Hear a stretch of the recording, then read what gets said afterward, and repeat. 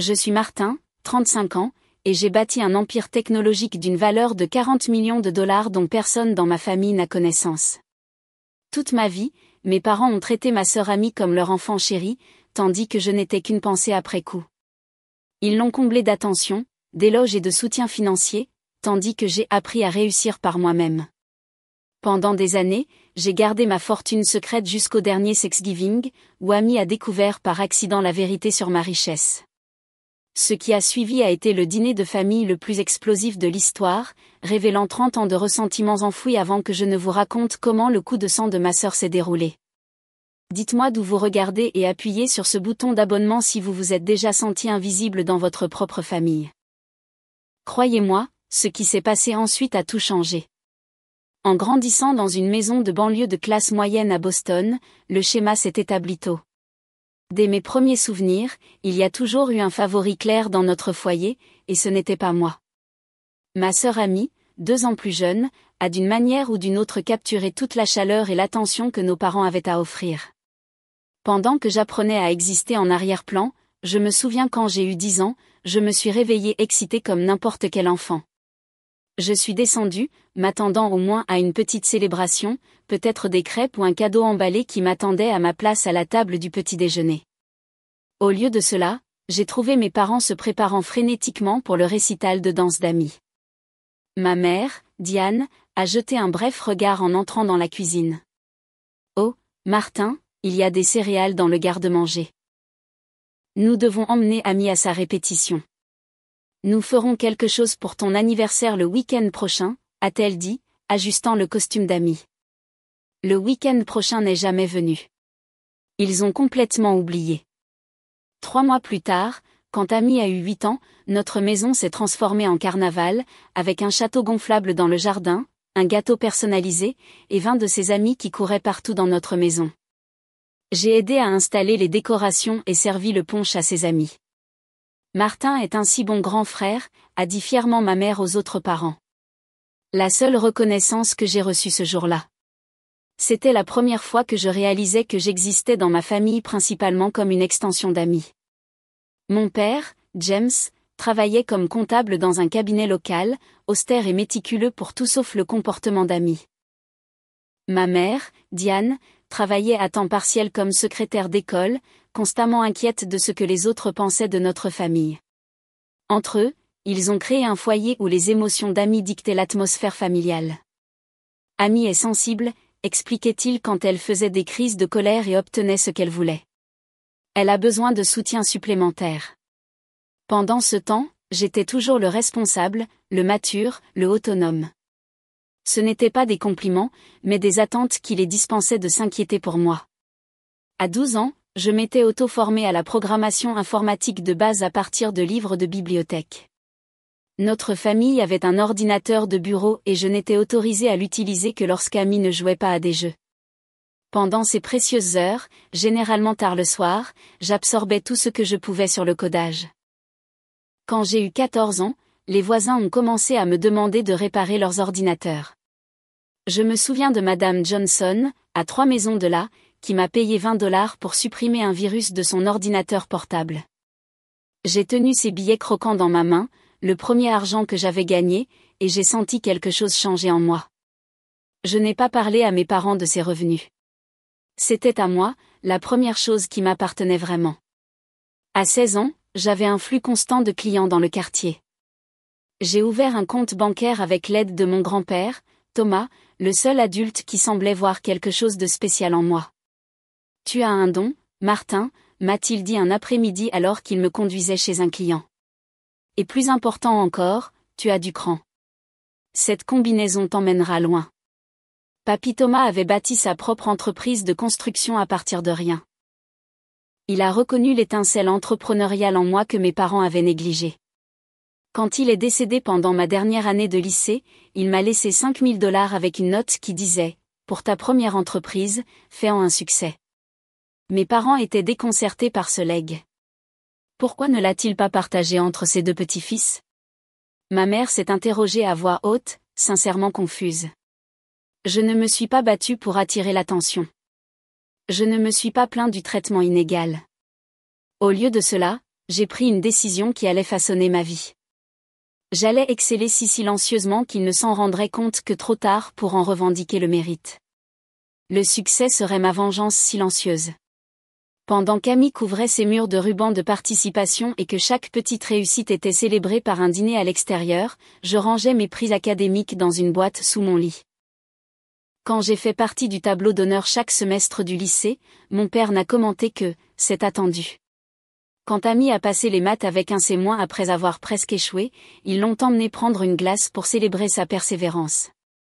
J'ai appris à cuisiner pour moi-même, à faire ma lessive et à gérer mon temps sans rappel. Chaque petite indépendance était une autre brique dans le fondement que je construisais pour mon avenir. Chaque oubli de mes parents était une autre leçon d'autonomie. À 18 ans, j'avais économisé près de $10 000 grâce à mon entreprise de réparation d'ordinateurs et je l'avais ajouté au legs de mon grand-père. Mes parents n'en avaient aucune idée. Quand ils parlaient des frais universitaires, c'était toujours sur la façon dont ils allaient gérer l'éducation d'Amy. La mienne était une pensée après coup, avec l'hypothèse que les prêts et les bourses la couvriraient parce que j'étais le plus intelligent. Je ne les ai pas corrigés. Je les ai laissés croire ce qu'il leur convenait de croire. Dans l'ombre de leur négligence, je construisais quelque chose qu'ils ne pouvaient pas imaginer. Quand les lettres d'acceptation à l'université sont arrivées, j'avais plusieurs options, dont 2 écoles de technologie prestigieuses qui offraient des bourses partielles. Mes parents ont jeté un coup d'œil aux offres et ont hoché la tête avec un intérêt minimal. La vraie célébration est venue 2 semaines plus tard, quand Amy a reçu une seule acceptation dans une chère école d'art privée, plus connue pour son beau campus que pour sa rigueur académique. Nous trouverons une solution pour tes prêts plus tard, m'a dit mon père alors qu'il calculait comment il pouvait se permettre les frais de scolarité d'Amy. Amy a besoin de cette opportunité. Elle se retrouve. J'ai choisi l'université d'État avec le meilleur programme d'informatique qui m'a offert une demi-bourse. Je devrais couvrir le reste moi-même, mais j'avais mes économies et je prévoyais de travailler pendant mes études. Quand le jour du déménagement est arrivé, mon père m'a aidé à charger mes quelques cartons dans ma vieille voiture. « Tu es prêt ?» a-t-il dit en regardant sa montre. Nous devons rentrer aider Amy à se préparer pour son orientation la semaine prochaine. Ma mère m'a serré brièvement dans ses bras. « Appelle si tu as besoin de quoi que ce soit. Tu iras bien. Tu vas toujours bien. » J'ai conduit 5 heures jusqu'au campus seul, j'ai emménagé dans ma chambre d'étudiant seul et j'ai assisté à l'orientation seul. C'était juste un autre jour dans ma vie. Mon colocataire Derek a tout changé. Il est entré avec une pile d'équipements informatiques et un rire retentissant. J'espère que tu t'y connais en technologie, car je transforme cet endroit en centre de contrôle, a-t-il annoncé. Derek était tout ce que je n'étais pas extraverti, confiant, issu d'une famille riche qui soutenait chacune de ses entreprises. Pourtant, d'une manière ou d'une autre, nous nous sommes bien entendus immédiatement. Il a reconnu mes compétences en programmation, et j'ai apprécié sa vision et ses compétences relationnelles. « Mec, tu codes comme une machine », a-t-il dit après m'avoir vu déboguer un projet. « Où as-tu appris tout ça ?»« Je me suis auto-formé », ai-je répondu. Personne ne regardait, alors j'ai continué. Pendant notre 2e année, nous avons créé notre première application ensemble, un simple outil d'organisation de campus qui aide les étudiants à coordonner les groupes d'études et à partager des notes. Nous nous attendions à peut-être quelques centaines d'utilisateurs dans notre université. En 6 mois, 10 000 étudiants sur 5 campus l'utilisaient. Un petit magazine technologique nous a consacré un article et nous avons commencé à recevoir des emails d'investisseurs providentiels. Le premier chèque que nous avons reçu était de $50 000 en échange de 20% de notre entreprise. Derek et moi nous sommes regardés en état de choc quand l'argent est arrivé sur notre compte. On le dit à nos parents ? A demandé Derek. J'ai pensé à ma famille, à la façon dont ils s'intéresseraient soudainement à ma vie s'ils savaient. Pas encore, ai-je dit. Construisons d'abord cette chose. Pendant que je créais des algorithmes dans notre chambre d'étudiants, Amy avait abandonné son chère université après 3 semestres. Mes parents m'ont appelé pour me dire qu'il devait resserrer la ceinture car il payait encore sa dette de scolarité. Je ne leur ai pas dit que je venais de gagner plus d'argent ce mois-là que mon père n'en gagnait en un an. J'ai travaillé pendant les vacances, ne prenant que de courtes pauses pour faire des apparitions familiales obligatoires lorsque j'ai obtenu mon diplôme avec mention en informatique. Ma cérémonie coïncidait avec le vernissage d'une exposition d'art d'amis. Elle avait décidé de devenir peintre après avoir travaillé dans une galerie pendant quelques mois. Mes parents ont choisi son événement. Tu comprends, n'est-ce pas? Martin. Ami a vraiment besoin de notre soutien en ce moment. Son art est si personnel. Nous célébrerons ton diplôme plus tard. J'ai traversé la Seine pour recevoir mon diplôme sous les encouragements des parents de Derek. Ils ont pris des photos et nous ont emmenés dîner après. Nous sommes si fiers de vous, les garçons, a dit la mère de Derek. Vous allez changer le monde. Après l'obtention du diplôme, Derek et moi avons loué un petit appartement de 2 chambres et avons converti le salon en espace de bureau. Nous vivions de ramen et de café, réinvestissant chaque dollar dans notre entreprise en pleine croissance. Nous avons embauché notre premier employé, puis notre deuxième. Notre application a évolué pour devenir une plateforme académique plus sophistiquée que les universités étaient prêtes à payer. Pendant ce temps, Ami avait abandonné la peinture pour la photographie, puis la poterie, puis la fabrication de bijoux. Chaque nouvelle passion nécessitait de l'équipement, des cours et un espace d'atelier. Mes parents ont réorganisé leur maison pour l'aider à ouvrir une boutique qui a fermé en 8 mois. Elle n'a pas encore trouvé sa voie, a expliqué ma mère lors d'un de nos rares appels téléphoniques. Tout le monde ne connaît pas sa raison d'être aussitôt que toi, Martin. L'ironie, c'est qu'ils n'avaient aucune idée de ce qu'était réellement ma raison d'être ni de ce que j'avais construit. Ils supposaient que j'avais un emploi régulier de programmeur, gagnant un argent décent mais sans exception. Quand ils ont suggéré que je devrais aider la famille car j'étais établi. J'ai simplement dit que je remboursais encore mes prêts étudiants. Ils n'ont jamais posé plus de questions ni demandé des nouvelles de mon entreprise.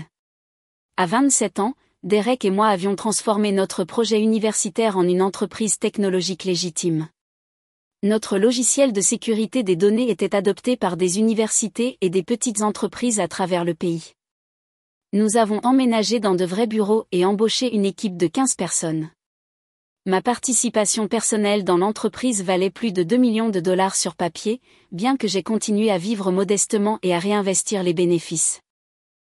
Martin, tu devrais te faire plaisir parfois, a insisté Derek après que nous ayons décroché un contrat de 7 chiffres. Achète au moins une voiture décente. J'ai amélioré ma vieille voiture d'étudiant pour une nouvelle berline milieu de gamme. Rien d'extravagant, mais fiable et confortable. Quand je l'ai conduite chez mes parents pour Noël, mon père l'a regardée et a hoché la tête. Bon choix, probablement économique en carburant. Ce même Noël, ils ont offert à Amy une substantielle mise de fonds pour un condo parce qu'elle avait finalement trouvé une relation stable avec un financier qu'elle fréquentait depuis 3 mois. La relation s'est terminée avant même qu'elle n'ait finalisé l'achat, mais mes parents ont couvert les frais de toute façon. Tout en bâtissant notre entreprise, j'ai créé une façade soigneusement construite pour ma famille. Je me portais bien, sans jamais être dans la difficulté, sans jamais être exceptionnel, juste bien. C'était plus sûr ainsi. J'ai vu Amy recevoir un soutien émotionnel et financier pour chaque crise, tandis que je recevais des textos occasionnels me demandant si je faisais toujours ce truc d'ordinateur. J'ai travaillé 18 heures par jour, me suis endormie à mon bureau plus de fois que je ne peux les compter, et j'ai tout investi dans la construction de quelque chose de significatif. Personne dans ma famille n'en avait la moindre idée. Le véritable tournant est arrivé lorsque Derek et moi avons développé un protocole révolutionnaire de sécurité des données. À une époque de préoccupation croissante concernant la vie privée et les violations de données, nous avons créé un logiciel de chiffrement à la fois plus sécurisé et plus convivial que tout ce qui existait sur le marché. Les principaux blogs technologiques ont commencé à nous mentionner. Les initiés de l'industrie ont commencé à nous contacter. Notre premier client majeur était une chaîne bancaire régionale cherchant à améliorer ses systèmes de sécurité. Le contrat valait 1,2 million de dollars. Plus d'argent que je n'avais jamais imaginé voir sur mon compte bancaire. Lorsque le paiement a été traité, Derek a fait sauter du champagne dans notre bureau. Nous devrions célébrer. Achetons un yacht ou quelque chose de fou, a-t-il plaisanté. Au lieu de cela, j'ai pris une décision stratégique qui allait définir mon avenir financier. Je continuerai à vivre modestement tout en bâtissant ma richesse en silence. J'ai trouvé une conseillère financière brillante nommée Rachel qui m'a aidé à créer une série d'investissements et de sociétés écrans pour gérer ma fortune croissante en privé. La plupart des gens veulent afficher leur richesse, a observé Rachel lors d'une de nos réunions. Vous faites le contraire. Puis-je demander pourquoi? J'ai pensé à ma famille, aux dynamiques qui changeraient s'ils le savaient. Je veux que mon succès soit à moi, lui ai-je dit. Pas quelque chose que d'autres peuvent revendiquer ou exploiter. Elle a hoché la tête avec compréhension et m'a aidé à créer une structure financière qui a gardé mes actifs en sécurité et privés. Sur le papier, j'étais un entrepreneur technologique confortable mais pas riche. En réalité, ma valeur nette augmentait rapidement. J'ai acheté la maison de mes rêves à 30 ans, une belle maison moderne sur 3 acres de terrain avec un espace bureau dédié et la cuisine dont j'avais toujours rêvé.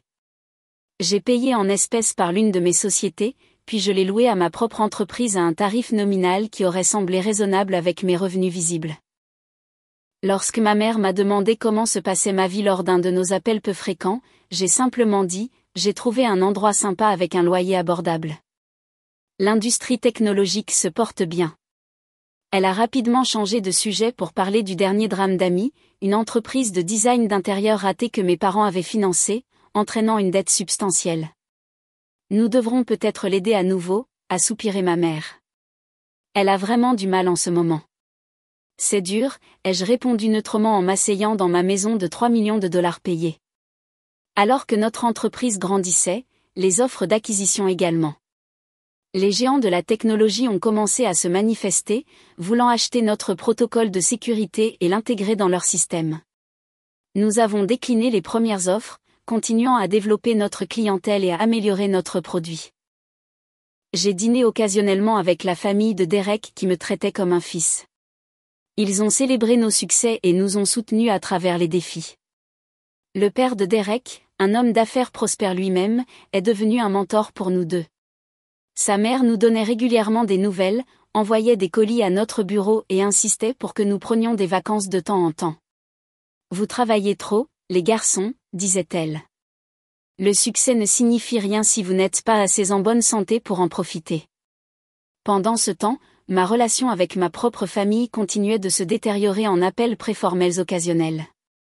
La vie d'Ami est devenue une série d'échecs et de relations, chacune nécessitant une intervention parentale et un soutien financier.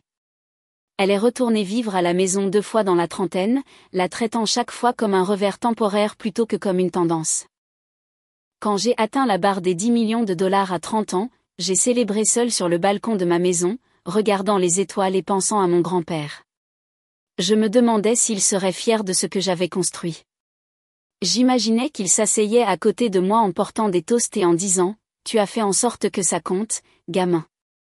Le lendemain, j'ai fait un don anonyme de 500 000 dollars à un fonds de bourse pour étudiants autofinancés de mon alma mater. J'ai pensé à toutes les nuits où j'avais travaillé malgré l'épuisement, à toutes les fêtes que j'avais manquées pour construire mon entreprise, à toutes les réalisations solitaires qui n'avaient d'autres témoins que moi-même. Lors de rares visites familiales, j'ai maintenu la façade d'un succès modeste. J'apportais des cadeaux raisonnables, conduisais ma voiture discrète et portais la même montre que depuis mes études. J'écoutais mes parents louer la créativité et l'esprit libre d'Ami, tout en reconnaissant ma stabilité comme une pensée après coup. Au moins, nous n'avons jamais à nous soucier de Martin, dirait mon père, sans réaliser l'ironie de sa déclaration. Il ne s'était jamais inquiété pour moi parce qu'il n'avait jamais prêté assez d'attention pour s'inquiéter. À 34 ans, notre entreprise s'était étendue aux marchés internationaux. Nous avions des bureaux dans 3 villes et une équipe de plus de 100 personnes. Ma valeur nette personnelle avait grimpé à près de 40 millions de dollars, le tout géré avec soin grâce à une structure complexe d'investissement et d'entités commerciales qui maintenait la pleine étendue de ma richesse privée. J'ai eu des relations occasionnelles, mais je n'ai jamais trouvé quelqu'un qui se connecte avec le vrai moi. La plupart des relations se sont terminées lorsque j'ai réalisé que la femme était plus intéressée par la persona de l'entrepreneur technologique à succès que je présentais plutôt que par la personne en dessous. J'avais construit des murs si hauts pour me protéger de ma famille qu'ils repoussaient tout le monde aussi. Dans les moments de calme, je me demandais parfois ce qui se passerait si ma famille connaissait la vérité. Cela changerait-il quelque chose ? M'accorderait-il soudainement de la valeur? Ressentirait-il du regret pour les années d'indifférence? L'expérience de pensée se terminait toujours de la même manière. Avec la réalisation que tout changement dans leur comportement serait trop peu, trop tard, et pour de mauvaises raisons. J'ai gardé mon secret et j'ai construit mon empire en silence, attendant un jour qui, je n'étais pas sûr qu'il viendrait. L'appel est arrivé un mardi après-midi début novembre. J'étais au milieu d'une réunion concernant une potentielle fusion lorsque mon téléphone s'est allumé avec le nom de ma mère. Je me suis excusée et je suis sortie dans le couloir. Martin, nous t'attendons pour Thanksgiving cette année, a dit ma mère sans préambule. Pas demandé, pas invité, s'attendre. J'ai hésité. Je n'étais pas rentrée à la maison pour Thanksgiving depuis 3 ans, invoquant des engagements professionnels qui étaient en partie vrais. La dernière fête de famille à laquelle j'avais assisté était Noël il y a 2 ans, une affaire tendue où mes parents avaient passé la majeure partie du temps à discuter du dernier divorce d'Amy d'un riche promoteur immobilier auquel elle avait été mariée pendant 11 mois. Je suis assez occupée par le travail en ce moment, ai-je commencé. La famille est plus importante que le travail, m'a interrompu ma mère, adoptant le ton culpabilisateur que je connaissais bien. Amy traverse une période difficile. Elle vit à nouveau avec nous, et ce serait une grande aide que tout le monde soit réuni. Bien sûr, Amy était en crise, donc la famille devait se rassembler. J'étais convoquée, non pas comme un fils qu'ils avaient manqué, mais comme un personnage secondaire dans le drame continu d'Amy. Je verrai ce que je peux faire, ai-je répondu de manière non engageante. Nous te mettrons une place, a-t-elle dit, considérant l'affaire réglée. Oh, et Martin, Amy a mentionné que tu travaillais peut-être sur une grosse affaire. N'hésite pas à amener certains de tes partenaires commerciaux si tu le souhaites. Je me suis figée. Je n'avais mentionné aucune affaire à Amy ou à mes parents. Notre entreprise était effectivement en négociation finale pour un rachat de 40 millions de dollars par une grande société technologique, mais cette information était strictement confidentielle. Seule l'équipe de direction et nos avocats connaissaient les détails. Qu'est-ce qu'Amy t'a dit exactement? Ai-je demandé prudemment. Juste que tu pourrais avoir une nouvelle commerciale excitante. Y a-t-il quelque chose que tu veux partager avec ta famille? Il y avait une nouvelle nuance dans la voix de ma mère. De l'intérêt, peut-être même de la fierté. Après avoir raccroché, j'ai immédiatement appelé notre équipe juridique. Après quelques recherches, nous avons découvert ce qui s'était passé. En répondant à un email de notre avocat concernant les détails finaux du rachat, j'avais accidentellement copié l'adresse email d'Amy. Son nom s'était auto-rempli parce que je lui avais envoyé un message pour son anniversaire le mois précédent. Elle avait reçu des informations confidentielles sur l'accord de 40 millions de dollars, y compris des détails sur ma participation personnelle dans l'entreprise. Quelques heures après ce lapsus par email, ma famille avait soudainement développé un intérêt intense pour ma vie professionnelle. Après des années d'indifférence, ils étaient maintenant impatients d'entendre parler de mon succès. Mon téléphone a commencé à s'illuminer avec des messages d'Amy. Salut, grand frère. Ça fait longtemps. On devrait se voir avant Thanksgiving. Je ne savais pas que ton entreprise allait si bien. Si fière de toi. J'ai hâte d'entendre tout sur ton entreprise à Thanksgiving. Amène tes partenaires aussi. Après des années de contact minime, Amy m'avait appelé 4 fois la semaine précédant Thanksgiving. J'ai laissé chaque appel aller en messagerie vocale. Ces messages devenaient de plus en plus transparents, mentionnant des opportunités d'investissement familial et comment elle envisageait de se lancer elle-même dans la technologie. Mon père, qui me contactait généralement seulement quand il avait besoin d'aide informatique, a appelé pour discuter de stratégie commerciale et a mentionné qu'il envisageait quelques investissements avant sa retraite. L'attention soudaine était aussi transparente qu'insultante. Pendant des années, ils avaient montré un intérêt minime pour ma vie ou ma carrière.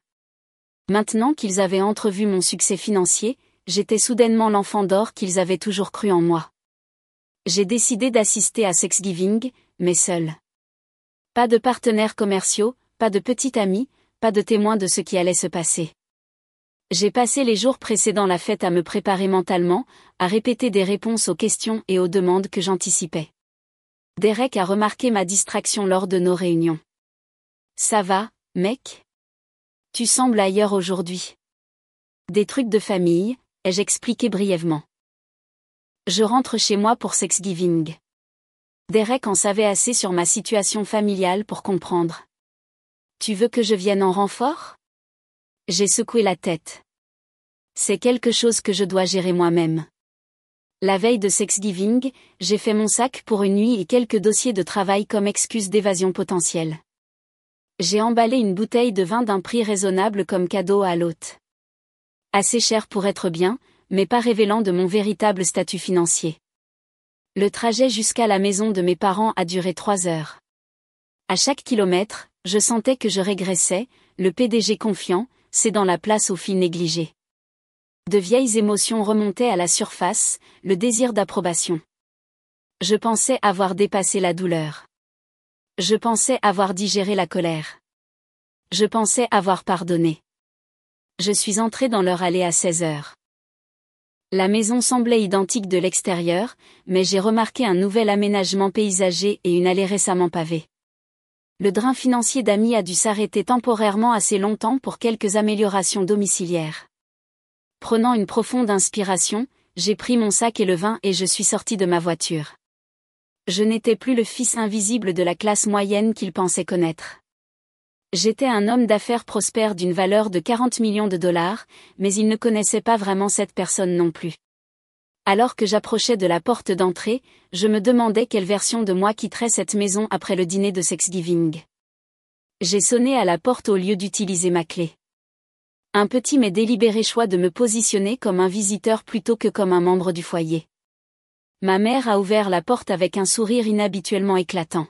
« Martin, tu es arrivé. » Elle m'a étreint avec un enthousiasme qui semblait étranger et inconfortable. Par-dessus son épaule, j'ai vu mon père sortir du salon, souriant également largement. « Voilà notre homme d'affaires », a-t-il appelé, s'approchant avec sa main tendue comme pour saluer un collègue plutôt que son fils. J'ai donné le vin à ma mère. « Merci de m'avoir invité. »« Oh, tu n'avais pas besoin d'apporter quoi que ce soit, » a-t-elle dit, examinant l'étiquette avec une évaluation à peine dissimulée. Mais ça a l'air charmant. L'intérieur de la maison avait été considérablement mis à jour depuis ma dernière visite. Nouveaux meubles, appareils électroménagers haut de gamme dans la cuisine, et ce qui semblait être des œuvres d'art originales sur les murs. Je me suis brièvement demandé comment il pouvait se permettre ces améliorations alors qu'il se plaignait des finances depuis des années. Amy est sortie de la cuisine, portant une tenue d'apparence coûteuse et plus de maquillage que d'habitude. Son sourire était large, mais n'atteignait pas ses yeux. « Mon frère qui réussit nous fait enfin l'honneur de sa présence », a-t-elle annoncé, m'étreignant fermement. « Nous avons tellement de choses à rattraper », a-t-elle murmuré à mon oreille. Je me suis désengagé poliment et j'ai posé mon sac pour la nuit près des escaliers. La maison a l'air différente. Vous avez fait quelques changements. Juste quelques mises à jour, a dit mon père vaguement. Que dirais-tu d'un verre, j'ai pris ce scotch que tu as dit aimer une fois. Je n'avais jamais discuté de préférence de scotch avec mon père. L'eau me va pour l'instant, merci. Nous nous sommes dirigés vers le salon où l'interrogatoire a commencé, à peine déguisé en conversation décontractée. Alors, les affaires doivent être florissantes. Mon père a commencé. Amy a mentionné que tu pourrais avoir quelques développements intéressants. J'ai jeté un coup d'œil à Amy qui est soudainement devenue très intéressée par son verre de vin. Les affaires sont stables. J'ai répondu neutrement. Comment allez-vous? Oh, tu sais, le train-train habituel. Ma mère est intervenue. Nous sommes plus intéressés par toi. Tu es toujours si réservé sur ton travail. Nous savons à peine ce que tu fais réellement. Logiciel de sécurité des données. J'ai donné la même réponse que je leur avais donnée des dizaines de fois auparavant, et à laquelle ils n'avaient jamais montré d'intérêt à comprendre. Et c'est rentable, mon père a insisté. Ça paie les factures. Amy pouvait à peine se contenir. Allez, Martin. Ne sois pas si modeste. Parle-leur de ton entreprise. La conversation a continué dans cette veine pendant les apéritifs. Mes parents et ma sœur ont posé des questions de plus en plus directes sur mes finances, tandis que je fournissais des réponses de plus en plus vagues. La frustration dans la pièce était palpable. Quand nous sommes passés à la salle à manger, j'ai remarqué que j'avais été placée à la tête de la table, une première dans l'histoire de la famille. Traditionnellement, mon père occupait cette position avec Amy à sa droite. Le nouvel arrangement était révélateur. Ma mère avait préparé un repas élaboré, y compris plusieurs plats qu'elle savait que j'aimais, mais qu'elle avait rarement pris la peine de préparer pendant mon enfance. L'attention aux détails aurait été touchante si la motivation n'avait pas été si transparente. À mi-chemin du plat principal, Amy n'a plus pu maintenir le prétexte. Elle a posé sa fourchette avec un cliquetis. Bon, assez bavardé. Martin, nous sommes au courant de l'accord de 40 millions de dollars. J'ai vu l'email, a-t-elle dit catégoriquement.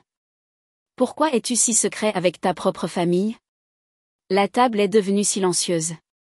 Les yeux de mes parents ont oscillé entre Amy et moi, leurs expressions mêlant embarras à sa franchise et empressement à ma réponse.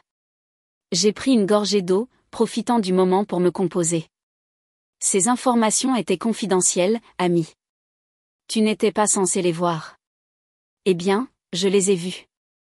Elle a continué, sa voix montant légèrement. Et je ne comprends pas pourquoi tu nous as caché ton succès. Nous sommes ta famille. Le sommes-nous vraiment? Les mots sont sortis de ma bouche avant que je ne puisse les reconsidérer. Ma mère a suffoqué doucement. Le visage de mon père s'est durci. Qu'est-ce que cela est censé signifier? A-t-il exigé. Cela signifie que pendant la majeure partie de ma vie, j'ai été une pensée après coup dans cette famille, ai-je dit calmement. Amy a toujours été la priorité émotionnelle, financière, dans tous les sens qui comptent. Ce n'est pas vrai, a protesté ma mère. N'est-ce pas? Ai-je rétorqué. Quand avez-vous appelé pour prendre de mes nouvelles? Pas parce que vous aviez besoin d'aide informatique ou parce qu'Amy était en crise. Un silence inconfortable est tombé sur la table. Amy l'a rompu, ramenant la conversation à l'argent.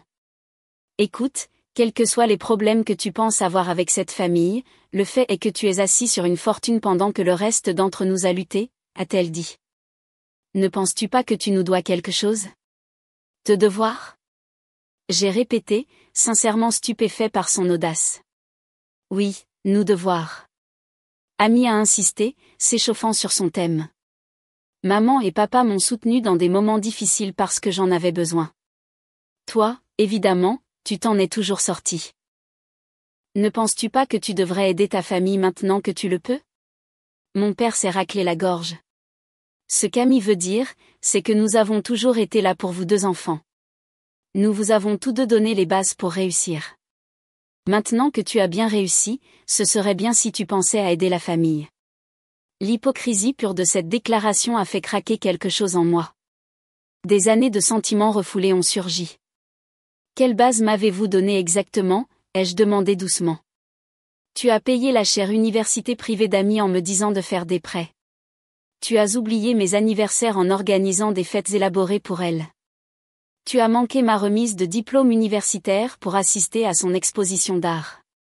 Nous avons toujours cru en toi, a interjeté ma mère. Nous savions que tu irais bien. Non, je l'ai corrigé. Vous ne vous êtes pas inquiété pour moi parce que vous n'avez pas du tout pensé à moi. Le visage d'Amy est devenu cramoisi de colère. C'est tellement injuste. J'avais des besoins différents. J'ai eu plus de mal que toi. Tout est toujours venu facilement pour toi. Rien ne m'est venu facilement, ai-je répondu. Ma voix toujours mesurée malgré mon cœur qui battait la chamade. J'ai travaillé pour tout ce que j'ai. Je me suis auto-formée en programmation. J'ai bâti une entreprise à partir de rien. J'ai financé mes études universitaires.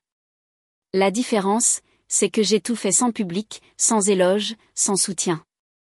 Alors maintenant, tu nous punis en thésaurisant ton argent. La voix d'Amy a monté vivement. Sais-tu ce que je pourrais faire avec même une fraction de 40 millions de dollars? Après tout, j'ai traversé ce que tu as traversé. Ai-je répété lentement. Que as-tu traversé exactement, Amy? Sauf une série d'échecs que maman et papa ont amortis pour toi à chaque fois. Comment oses-tu? A-t-elle crié, se reculant de la table. Tu n'as aucune idée de la pression que j'ai subie toute ma vie. Les attentes, le stress émotionnel. Le stress émotionnel, ai-je fait écho, comme avoir des parents qui te traitent comme une pensée après coup, qui comparent chaque réussite à la dernière crise de ton frère, qui font comprendre par chaque action que tu comptes moins. Mon père a tenté d'intervenir. Maintenant, Martin, ça suffit. Nous avons toujours aimé nos 2 enfants de manière égale. Le mensonge était si flagrant que j'ai effectivement ri. Vraiment? Quand j'ai fait partie du tableau d'honneur chaque semestre, c'était attendu. Quand Ami a passé avec des C, vous avez célébré sa persévérance.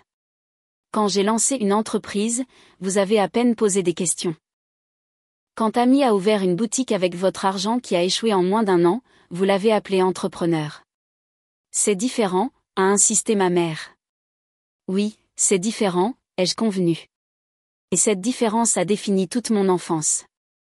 Le visage d'Ami s'est déformé de rage. Alors, c'est de la vengeance. Tu es riche et prospère, et maintenant tu nous la jettes au visage parce que tu as une vieille rancune. Ce n'est pas de la vengeance, ai-je dit. J'ai bâti mon succès malgré cette famille, pas en dépit d'elle. Je l'ai gardé privé parce que je savais exactement ce qui allait se passer dès que vous le découvririez. Et quoi donc? Mon père a contesté. J'ai fait un geste autour de la table. Soudain, je suis assis à la tête de la table. Soudain, vous vous intéressez à ma carrière. Soudain, Ami veut renouer avec son frère. Aucun de vous ne se soucie de moi. Vous vous souciez de ce que je peux faire pour vous maintenant. Ami s'est levé brusquement, saisissant son verre de vin. Espèce de sale égoïste et arrogant. Tu te crois tellement supérieur à nous parce que tu as de l'argent. Tu penses que tes précieux sentiments comptent plus que la loyauté familiale. Dans un moment qui a semblé se dérouler au ralenti, elle a jeté le contenu de son verre de vin sur moi. Le liquide rouge a éclaboussé ma chemise blanche, une ponctuation dramatique à son accès de colère. La table est devenue silencieuse. Ma mère s'est couvert la bouche de choc. Mon père est resté figé. Ami se tenait là, respirant lourdement, le verre vide toujours dans la main. J'ai calmement pris ma serviette et j'ai tamponné ma chemise. Et voilà, ai-je dit doucement. La vraie amie. Quand tu n'obtiens pas ce que tu veux, tu fais une crise de colère et tout le monde se précipite pour te consoler. C'est le schéma de ma vie entière. Je me suis levée de table, mon appétit parti depuis longtemps. Merci pour le dîner. Je pense que je vais y aller maintenant. Tu ne peux pas partir en plein dîner de Thanksgiving, a protesté ma mère, se levant de sa chaise. En fait, je peux, ai-je répondu, ma voix stable. Malgré l'adrénaline qui me traversait, et j'aurais probablement dû le faire il y a des années, Ami n'avait pas fini. Son choc initial face à son propre comportement s'est rapidement transformé en indignation justifiée. C'est exactement ton problème, Martin. Tu fuis toujours quand les choses deviennent difficiles. Tu disparais dans ton travail et ton argent. Pendant que le reste d'entre nous gère la vraie vie. Je me suis tournée pour lui faire face directement. La vraie vie? Tu veux dire la série d'échecs et de crises dont maman et papa t'ont sauvé à plusieurs reprises? Ce genre de vraie vie. Tu n'as aucune idée de ce que j'ai traversé. Ami a crié. Laisse-moi essayer de le reconstruire, ai-je dit. Sentant des décennies d'observation silencieuse, trouvant enfin la voie. Tu es allé dans une chère université que maman et papa ont payée, où tu as étudié 3 semestres avant d'abandonner. Puis tu as essayé la peinture, la photographie, la poterie et la fabrication de bijoux, chacun nécessitant de nouveaux équipements et des cours qu'ils ont financés. Tu as ouvert une boutique avec leur argent qui a échoué. Tu as épousé un homme riche que tu connaissais depuis 3 mois, divorcé 11 mois plus tard, et tu es retourné vivre à la maison. Arrête-moi si je me trompe. Le visage d'Ami est devenu cramoisi. Ma carrière artistique était légitime. J'avais juste besoin de temps pour trouver mon médium. Ta carrière artistique était un passe-temps que nos parents ont financé pendant que je travaillais 60 heures par semaine à bâtir une entreprise, ai-je corrigé. Et ce serait bien s'ils nous avaient donné un soutien égal, mais ils ne l'ont pas fait. Ils ne l'ont jamais fait. Mon père s'est levé, le visage serré de colère. Ça suffit, Martin. Tu ne comprends pas ce que c'est que d'être parent. Des enfants différents ont des besoins différents. Tu as raison. Je ne comprends pas ce que c'est que d'être parent, ai-je reconnu. Mais je comprends ce que c'est que d'être l'enfant qui n'a jamais été la priorité. Je comprends ce que c'est que d'atteindre étape après étape sans personne pour les témoigner ou les célébrer. Je me suis tournée vers ma mère dont les yeux se remplissaient de larmes. Tu te souviens de ma remise de diplôme de lycée? J'étais le major de promotion. Papa et toi êtes partis immédiatement après la cérémonie pour emmener Ami faire du shopping pour sa robe de bal de promo de 3e.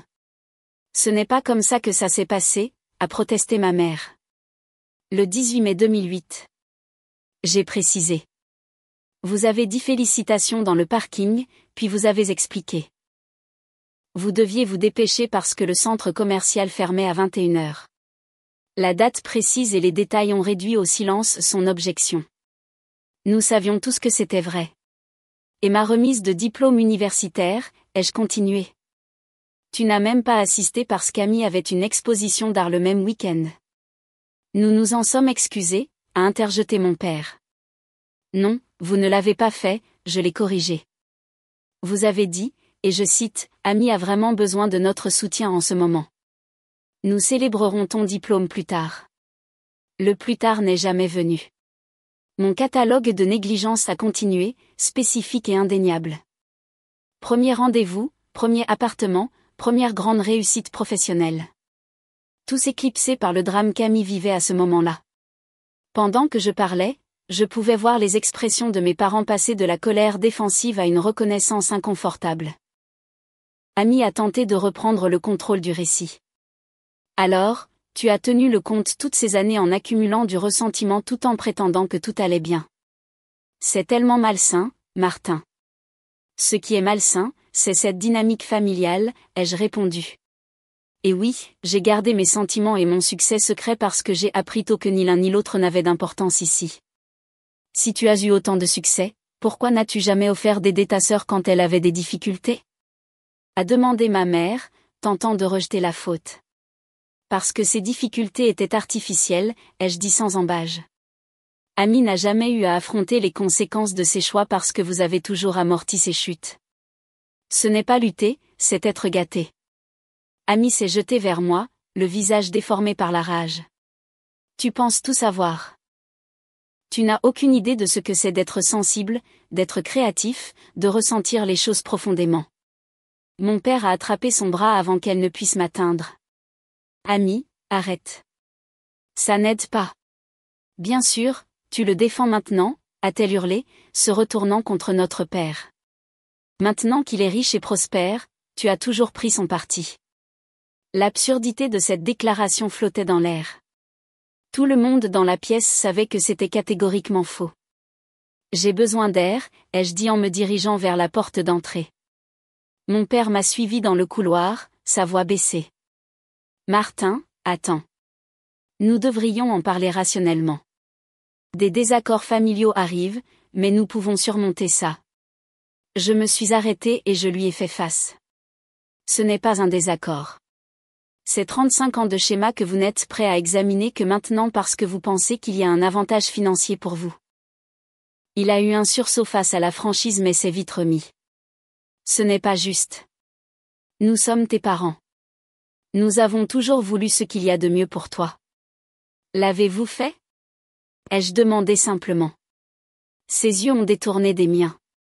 Écoute, peut-être que nous aurions pu être plus attentifs quand tu étais plus jeune.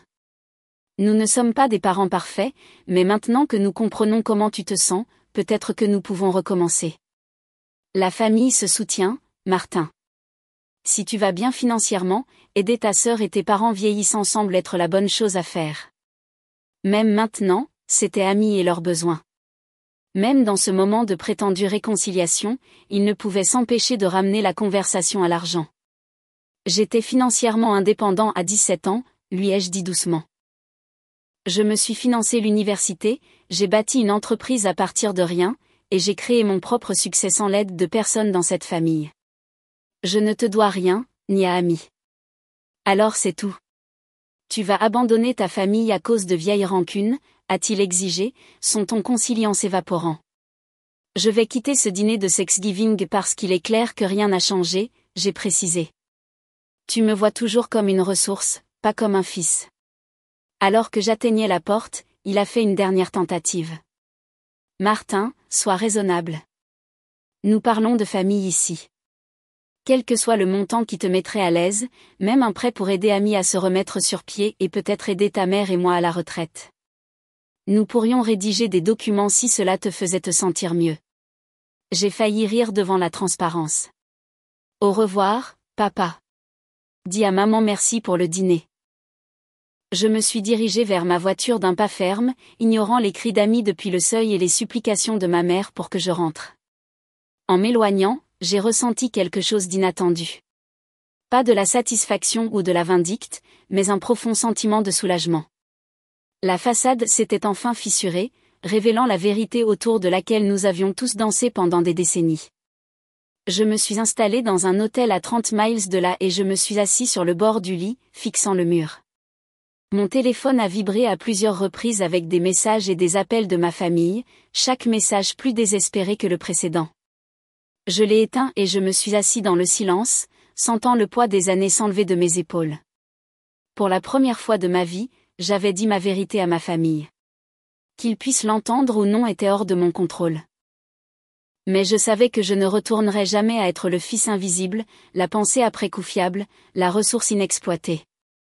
Quelle que soit la relation que nous pourrions avoir à l'avenir, elle devrait être construite sur quelque chose de réel, et non sur la commodité de leur appréciation soudainement découverte pour leur fils prospère.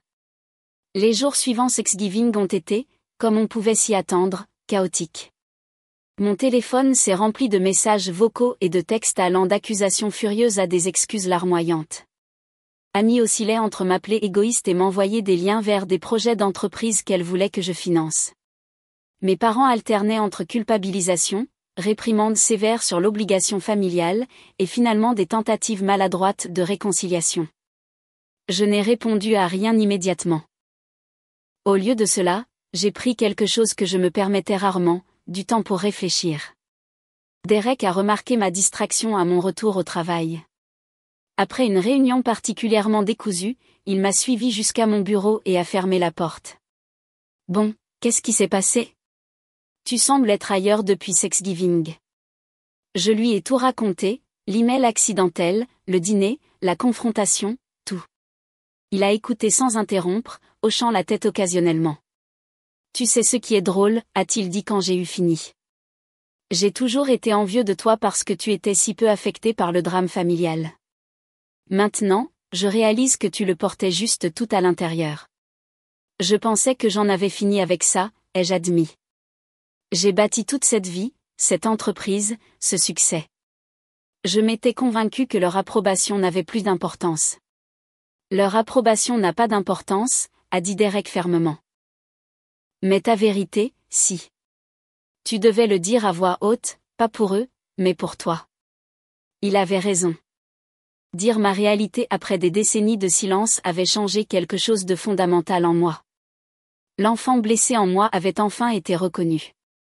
Au cours des semaines suivantes, j'ai eu des conversations similaires avec les quelques amis proches que j'avais autorisés dans ma vie, ma conseillère financière, Rachel, mon ancien mentor, le professeur Garrett de l'université, et Sarah, une PDG de technologie que je fréquentais occasionnellement depuis quelques mois.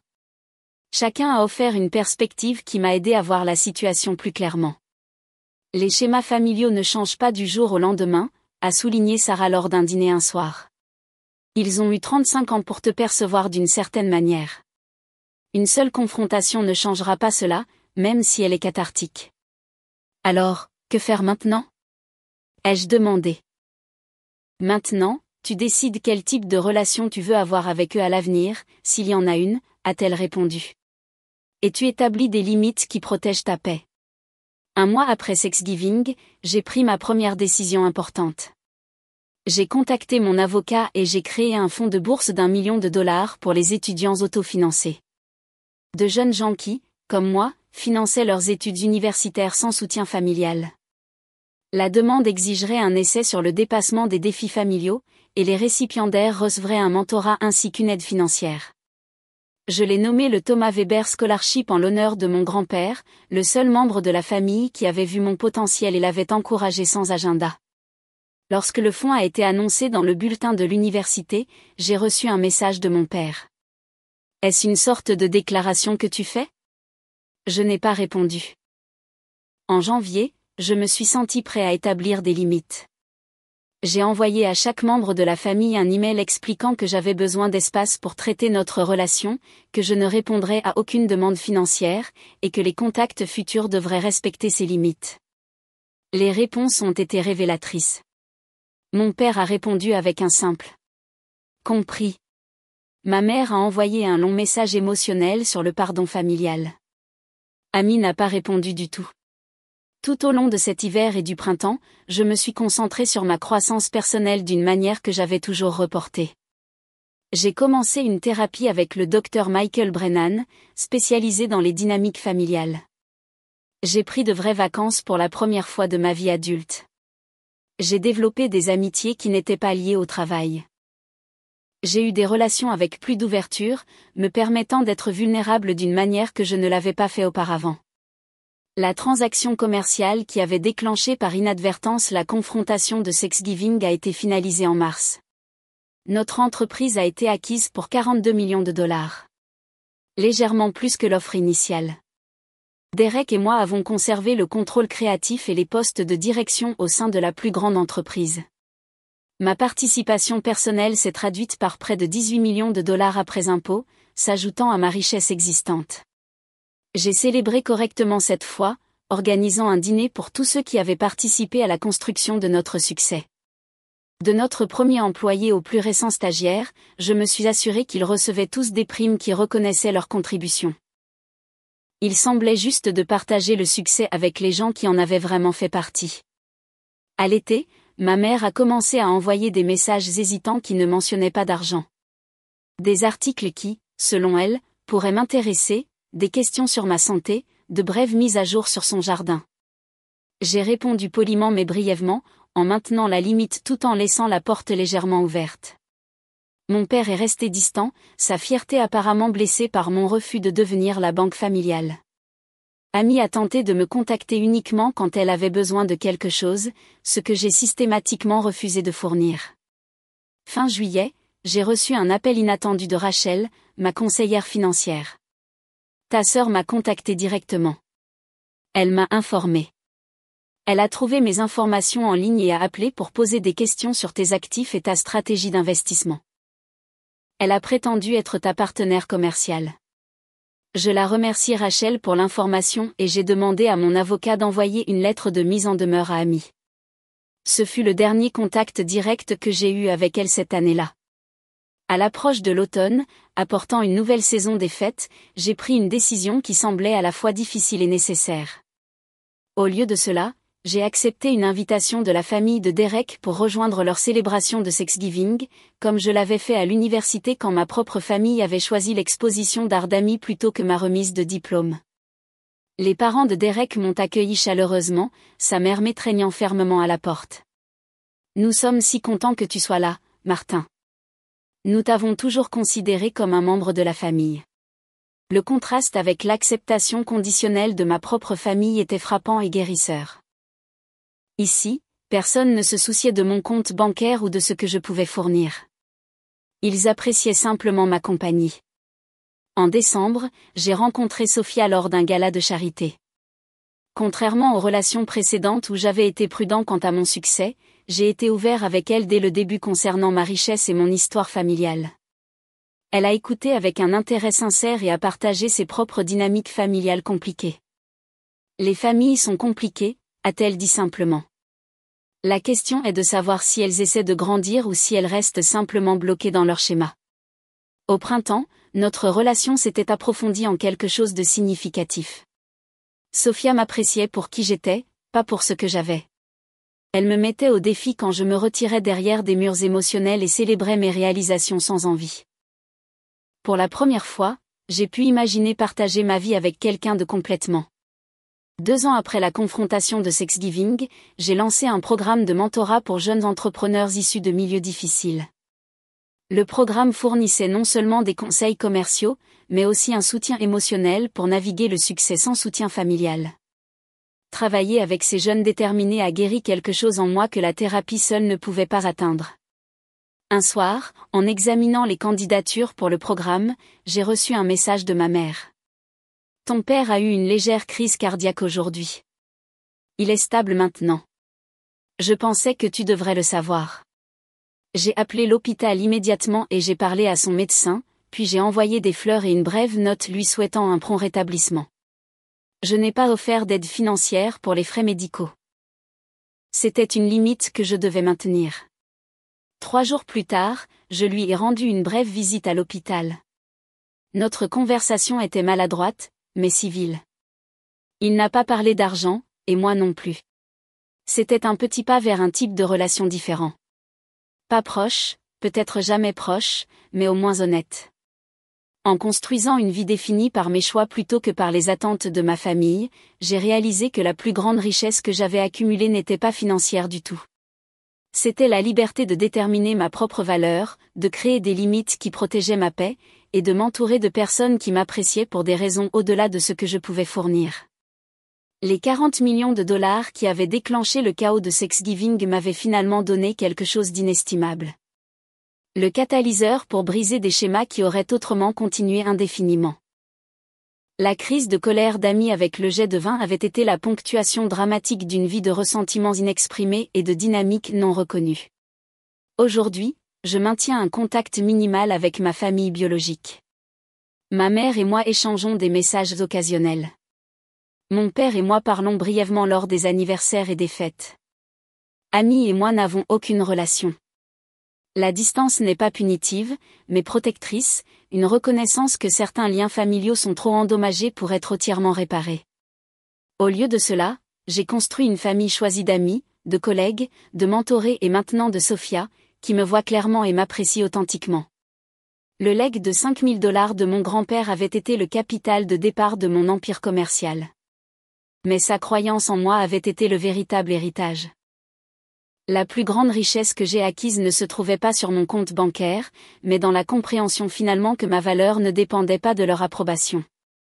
Si vous regardez ceci et que vous vous sentez invisible, sachez que parfois la famille qui compte le plus est celle que vous construisez vous-même. La fortune que j'apprécie vraiment aujourd'hui est la liberté de choisir qui mérite une place dans ma vie. Avez-vous déjà dû établir des limites avec des membres de votre famille qui n'appréciaient que ce que vous pouviez faire pour eux ? Partagez votre expérience dans les commentaires ci-dessous. Si cette histoire vous a touché, s'il vous plaît, appuyez sur ce bouton d'abonnement et aimez cette vidéo afin que d'autres dans des situations similaires puissent la trouver. Rappelez-vous que votre valeur n'est pas déterminée par ceux qui n'ont pas réussi à l'avoir. Merci d'avoir écouté mon parcours et puissiez trouver le courage d'honorer le vôtre.